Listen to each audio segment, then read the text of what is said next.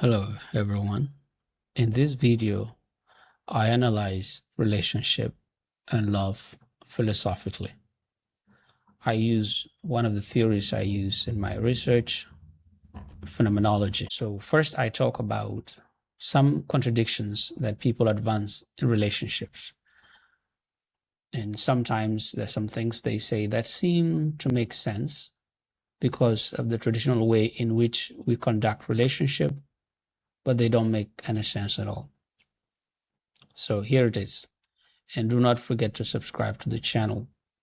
Thank you. Many of us like to ask someone, why don't you love me?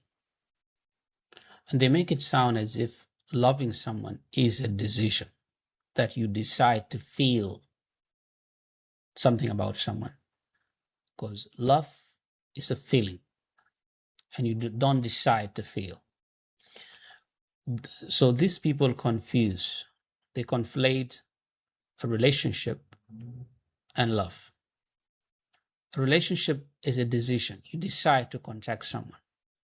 Now, the basis of a relationship is sometimes love, because you feel intensely something towards someone, and then you approach them so that you can develop a relationship. So the decision to start a relationship is not the same thing as loving someone. So when you are in a relationship, love can disappear, but a relationship can exist.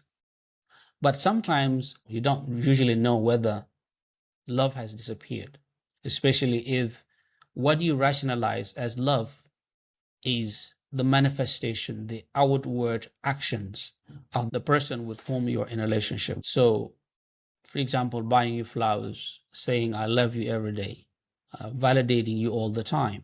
So all these manifestations are rationalized traditionally as what love is. But what those things are what sustain a relationship. They are not love itself. Love is a feeling. Sometimes you may see that there's a congruence between these manifestations, these ritualized actions, and love. So someone may actually do these things because they love you, but they may do these things because that is what is required in a relationship, but they have no feelings absolutely towards you. Now, in phenomenology, there's something we call intentionality. Intentionality is not deciding in the traditional sense where you say, I have intentions, so you decide something. No. Intentionality is what we would call directedness of an object, of consciousness towards an object. So it's the nature of consciousness to be directed towards an object.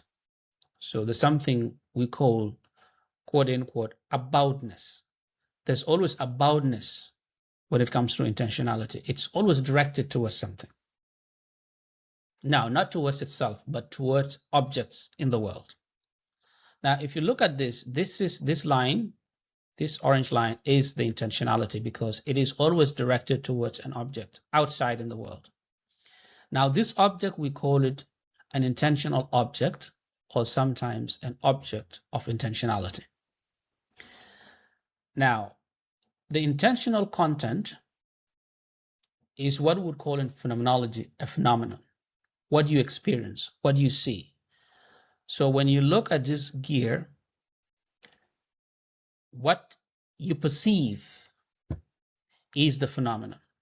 For example, if you see a blue BMW, then what you see, what appears to you, the blue color, the shape of the BMW, that's the intentional content. The object itself, the BMW outside in the world, that is the object, the intentional object. So when you see someone and you admire them, you don't decide to love them. You feel something. So your feeling, your emotions decide, even if you don't, you can't say you decided. The emotions just see someone and they spring to action because that's the nature of human emotions. So what we call this, it's the intentional act. Intentional act. For example, thirst. You don't decide to be thirsty. Although you can refuse to drink, you don't decide to be hungry. Hunger is an intentional act. Your body will decide it whether you like it or not. The body will tell you, I want food, even if you want to fast. So refusing to eat doesn't mean you're not hungry. Hunger is not a decision you make. It will happen whether you like it or not. So these are called intentional acts. It's the same thing with love. Love is an intentional act. You don't decide to love someone. So, but you can develop feelings towards someone over time. They make you feel in a certain way. Or maybe it's how they look, it's their appearance, it's how they smile, how they laugh, something. But you don't decide. The emotions will decide for you. Now, in a relationship, things can soar over time. And then someone can say, why don't you love me? They cannot answer that. But if you ask, what do you feel towards me? Then they can tell you, I don't feel a certain way. If you say, why don't you love me? They can tell you, yes, I don't love you. But is that true though? It may not be true. They may be angry because maybe you cheated, or maybe you flirted with someone, or maybe you did something that they don't like. So they get angry at you. But getting angry at you isn't enough to say. It's not actually a proof that they don't love you. They can still love you, but they're angry at you. But if that is not mitigated over time, then the love will be stunted. They will become desensitized, and they will develop feelings towards someone else. But even if they don't love you anymore, that doesn't mean they will end the relationship. There are many loveless relationships and marriages where the relationship remains, the love is gone.